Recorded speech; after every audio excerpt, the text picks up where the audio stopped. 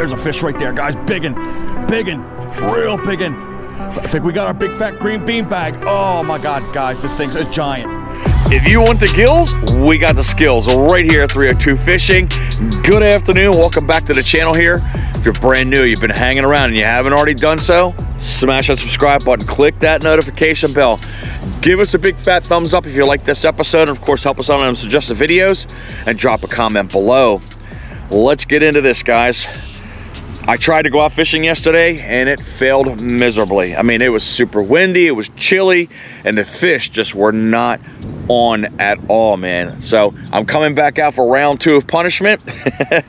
And I'm coming to a pond here that I failed on 2 or 3 times already here because these fish are not active and ready yet.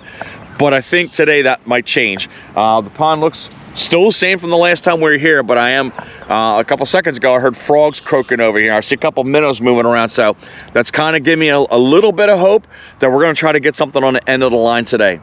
Very, very basic we're gonna be going with, guys. We're gonna go out with a 3/8 of an ounce Zinger by Googan baits, and the other one's gonna be a soft plastic. We're gonna go with another bait that we've not used before. That is the Googan baits Trench Hawg. So give me a couple seconds, let me wrap those baits on the end of the rod. Let's start casting around, guys, and hopefully if we're lucky, we get one of those big fat green bean bags right on the end of the line. All right, so we're gonna start off with the Zinger first by Googan baits. Got a willow and a Colorado leaf on top of here, all silver in color. It's got our sexy shad color skirt, and then we got the Pro Pearl Blue Saucy Swimmer on the end of it, 3.3 inches. And of course, we've got our normal combination that we have the fish for these bass here. So we're gonna toss that bait out there and try to get this action going on. Thankfully right now, because all this algae was out in the middle of this pond right now, and everything's been pushed to the sides, so we should have no problems having this bait come through without having crap all over it. Because I was trying to use a Lipless crankbait the last time, about every cast I was covered in crap. But we're gonna throw a couple casts with this here, and then we'll get off to the soft plastic I had mentioned. Again, I'm curious to see how that works with these bass. Hopefully they're bedding somewhere. Maybe you might come across the bed, but I picked this bait in particular because of the creatures that come along here and try to feed off of those eggs of those bass. And it's one of their natural born enemies. But we're just gonna flip-flop with the baits right here, see which one is gonna get something going. If not, then we'll change up into another tactic and try to find the pattern to get these bass to bite. Look at that, you just see that bass just dart out from nowhere, guys. Holy crap. He came out from the abyss and just smashed that Zinger. That is the craziest thing I've ever seen in my life. Wow. There you go. That was insane. I hope you guys saw that. Right here in the darkness, that bass just came zipping out and destroyed that Zinger. Holy mess. About a pound. Wowie wow. That was insane. And she's gone. Wow. Alrighty then. Well, that's good. There's a swirl right out there, guys. Slow retrieve. That's the only reason why that bass picked up on that bait. It doesn't take much of a crank to get that spinnerbait going.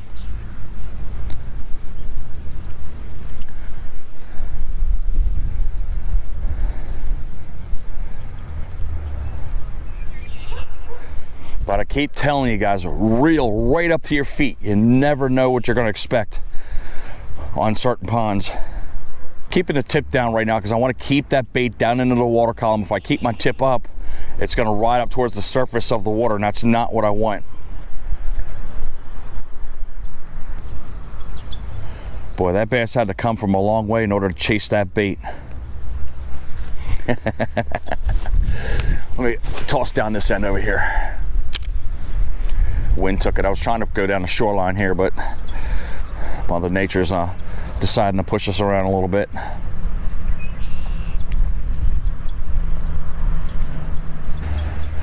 I was worried about whether the fish were going to see this bait or not, but obviously that bass didn't have a problem.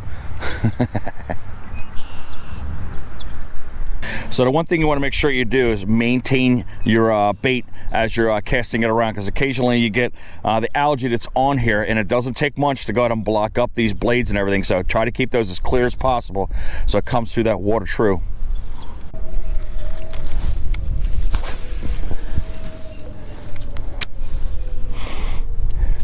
So this rod right here, I was using it yesterday, and I wish you guys could have seen the ungodly bird's nest that I had in here. It was like the worst I've ever seen in years.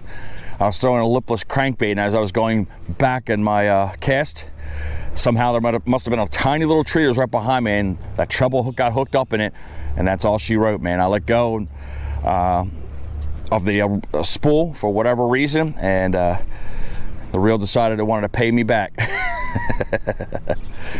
But it took me a good maybe half an hour easily to get that thing all undone. But this is a much better day than yesterday, condition-wise. I mean, it was seriously overcast, which is not too bad if it wasn't chilly and windy, but we had a triple threat, and again, forces weren't combining in order to have a good day out.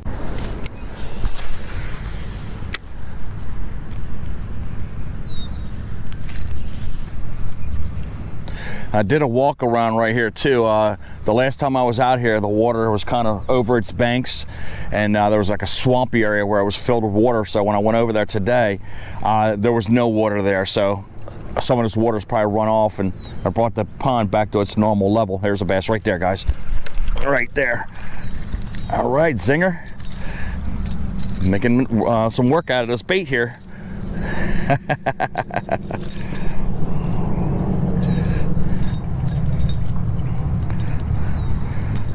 That's 2 bass. Somebody's caught it before. You can see the hole right there. But about maybe a half pound, not even. She's gone.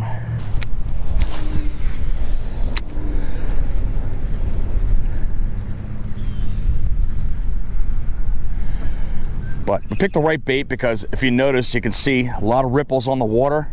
Obviously we can't be using any kind of top water or anything else like that because the fish are just really not going to see that. So that's why we're coming with the spinnerbait here. I might even later on come out with the lipless crankbait based on what's going on right now. But I want to start off with the 2 baits that I had mentioned at the beginning of the episode and see what we can do. Again, I'm curious to see what that trench hog will do.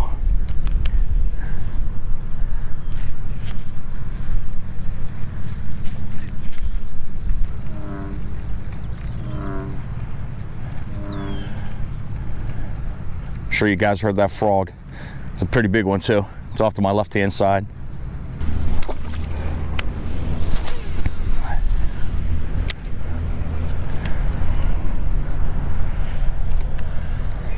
How you doing, young man? Good. All right, man. Getting that walk in some fresh air? Sure. All right. Again, as I told you, wave to the neighbors. Be nice, man. He waved to me, I waved at him. And on we go, continue fishing.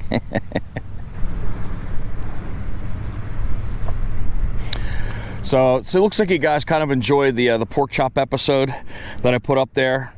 What I want to do is once the summer comes around, I am going to come back and I'm going to present that challenge to you one more time. But what a little bit of a twist. I was out during the day fishing for those catfish, but I'm coming out the next time and we're going to do a night episode of that. That's when the big kitty cats come out, man. So that's what I'm curious about, to see if those giants will come out from the dark and go after that big piece of meat there. I appreciate all the comments, guys. I had some guys throw me some tips, and ladies, believe it or not, and different styles of baits. So keep the comments going, guys. I mean, it doesn't matter what kind of comment it is, we are going to answer it each and every time. We appreciate the feedback, regardless of how good or bad it is. But we always take it in stride, and we do appreciate you guys obviously watching our channel. Again, click subscribe if you haven't already done so, man. Make a turn from red to gray. Of course, give us a big fat thumbs up if you like the episode so far. All right, so one thing I noticed with the Zinger right here, I mean, obviously it's a good bait. We're getting fish right now. And if you put a stinger on here, you've got to make sure you're careful of the size that you're putting on the end of here. The one I have is about the same size as this hook in length, and it keeps the paddle tail from moving. It just keeps it stagnant, and that's not what you want, because you want that paddle to move. So kind of reduce your size of your stinger if you're going to put one on there, maybe half the size of this, and that should be okay in getting those strikes on if they are short striking the bait. But right now we don't have that, so again, we're lucky so far twice in a row where we got bass literally banging up on the bait. They swallowed the whole thing. They didn't care. But you're gonna have those days where those bass are just kind of like, do I really want to hit it? And if I do I want to hit it all the way? And that's where that stinger comes into play. Because sometimes they just want to nip at the tail of the swim bait. But so far, nothing on this shoreline right here. We got plenty of pond right here. We got plenty of time to fish and explore these baits that we have. So far we've got 2 fish right now. We kind of established a pattern. They're liking the sexy shad a little bit, which is the Zinger that we've been using. I might pull out the Googan Klutch sexy shad lipless crankbait, because again, we're going to use similar colors and see if that does really establish a pattern. But right now we're going to get off the moving bait for a quick second. As I mentioned, we're going to come to the trench hog. And kind of the reason why I went to this right now is traditionally around this time spawn is when the fish are on their beds and they hate lizards. So rather than go out with a normal zoom lizard that we try to go out with all the time, I'm going to try to come up with something that's almost similar in style and about the same length. So we're going to pop this out. We're going to put it on the hook so I can show it off to you. And we're going to go ahead and slow roll this thing across the bottom here. Maybe we can try to irritate a bass or two if we can, if we do come across the bed. Here's what our trench hog looks like when it comes out the package here. But it almost, again, looks like a lizard. It's about the same length right here. Your appendages are really, really long, but I'm sure those things look really crazy as they come through the water right here. And we're going to go with the natural color that we have, which is green pumpkin, that we traditionally use here in the state of Delaware. If they didn't have any of dark colors, I would have liked to go with a black-blue kind of color, but you can only go with what's inside the shops, guys. So let's go ahead and get this on the end of the hook, man, and start casting this around and see if we can try to get lucky on catching some bass, maybe on beds off of this trench hog. We got our trench hog all wrapped up here, and again, we're just going to go all the way around here, and then we're going to go back to the end of the pond, in the middle of the pond, and fish this bait, and then change over to the Zinger again, and again grab up the lipless crankbait and see if we can try to jostle these fish out of their spots. We do have one good thing. If we cannot catch any fish here anymore other than the 2 we got, there's literally a pond 2 seconds over here in this development to my left-hand side, so we'll pop over there and see if we can get a couple more. But it has been very, very quiet since those last 2 fish. It is lunchtime, and we caught those 2 right just at lunchtime. But it's always a lull time right here. The sun's at mid-peak. And we just gotta, again, just battle through as we normally do. All right, let's try to play down this shoreline right over here with the trench hog. Again, we just gotta watch out for these trees, but so glad this, oh Lord, man, we just scared off a biggin, guys. Scared off a biggin. Wow. He was sitting right here. I told you they hide up underneath these things.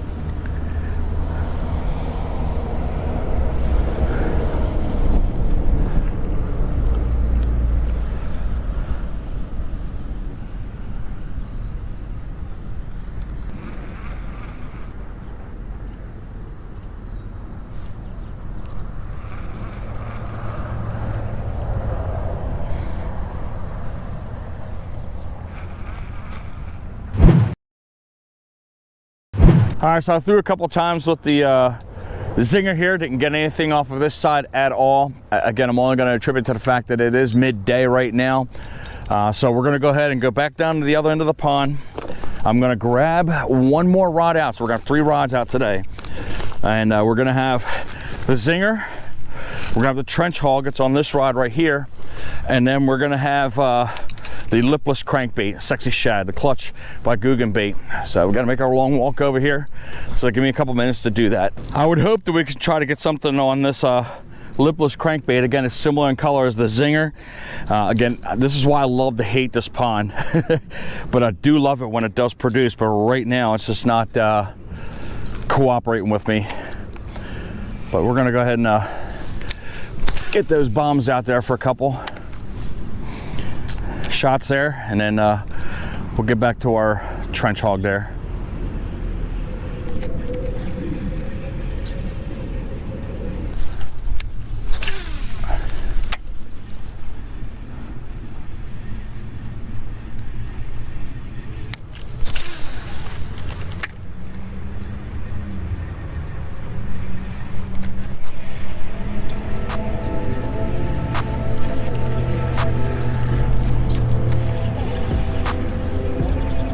Oh, there's a fish right there, guys. Biggin', real biggin'. I think we got our big fat green bean bag. Oh my God, guys, this thing's a giant. It's a giant, guys. Big fat giant. Oh, yes. Holy oh, we got the snakehead. Snakehead. Holy crap, guys. Look at the size of this snakehead. Wow. Giant snakehead. Holy guys. Giant snakehead. Holy crap, guys. Look at that nastiness right there, man. Are you kidding me? That is an ugly creature. Let's get this lipless crankbait out there, man. That thing absolutely destroyed that lipless crankbait. We're gonna get this thing inshore a little bit so it doesn't fly off into the water. Wow. That is a huge snakehead. And that thing is pissed. He must have got hit too, guys. Look right here. Let me pull this grass away. He got hit right there on the side. See it?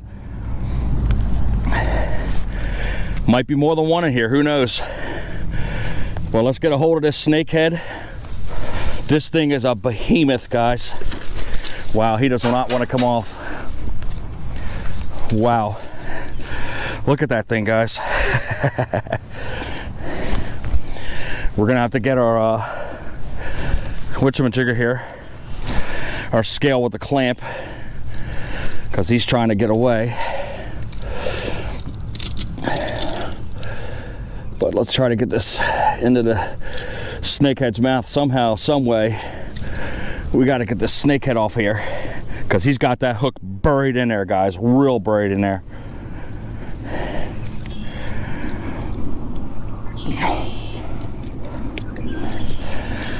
Oh, he's yanking my hand to death. All right, we should have a hold of him now. Wow, guys, look at that thing. I'm gonna go ahead and weigh this thing right now while we got the chance. Whew, good Lord Almighty. What do we got here, guys? Wow, 6.5 pound snakehead, guys. Look at that ugly ass creature. Let's spin this around and try to get this line off of here and somehow get this hook out of his mouth. Look at those nasty teeth in there, guys. Can you see them? You don't want to put your hands in there. Woo! Almost. He's giving a death roll here. All right, we're gonna have to get something to open that fish's mouth. So give me a second to run over to the car and get something to get that so we don't have to worry about hurting that snakehead. All right, we're gonna take the scale off of here. We do have a pair of fish grabbers. That should make life a little easier for us.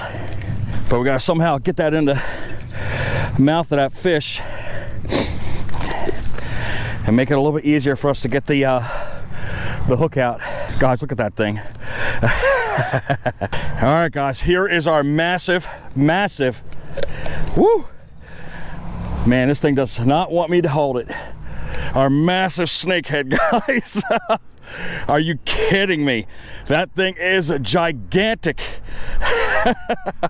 Almost 7 pound snakehead right out of this body of water, man, off a lipless crankbait. Wowie wow. We've had this one out of the water for quite some time, so let's get that fish back in there. We'll get him aerated. But boy, what a way to jazz up an episode, guys. We're gonna go ahead and he's ready to go. He is ready to go, guys. You ready? Here we go. And off she goes. Wow. Wow, wow, wow. Unbelievable catch. And thank God, guys, yesterday I literally replaced the line on this because the backlash was on that reel that I put onto my Veritas, and I put an old Bass Pro reel on here and put 30-pound braid on yesterday. What are the chances that we catch a snakehead the next day and that line held up, guys? What an absolute ridiculous looking fish that was. Googan bait clutch, sexy shad. I'm loving you. But I'm so glad we got an official weight on that snakehead, man. So we're going to continue using this color, see if we can try to get another fish. Again, I don't know how we're going to top that snakehead, but if we can catch a 5-pound bass, that'd be a good close second. But I think we're going to have problems with algae over in this end right here, so we got to be mindful of that because I've been noticing a lot of it underneath the water here. But let's see if we can try to pull off here. But as I mentioned, I wanted to get away from that snakehead. We wouldn't want to catch the same thing over and over again. But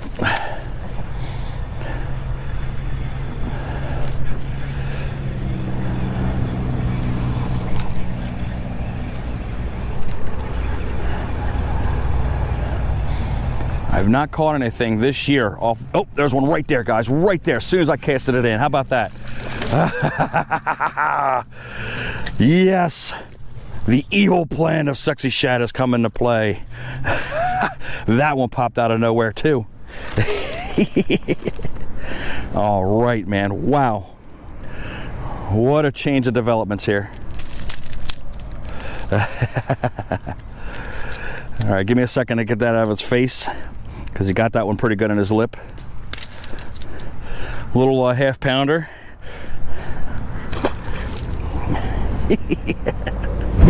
We're gonna bring a close to this otherwise would have been boring episode, but turned out to be a spectacular ending to an episode.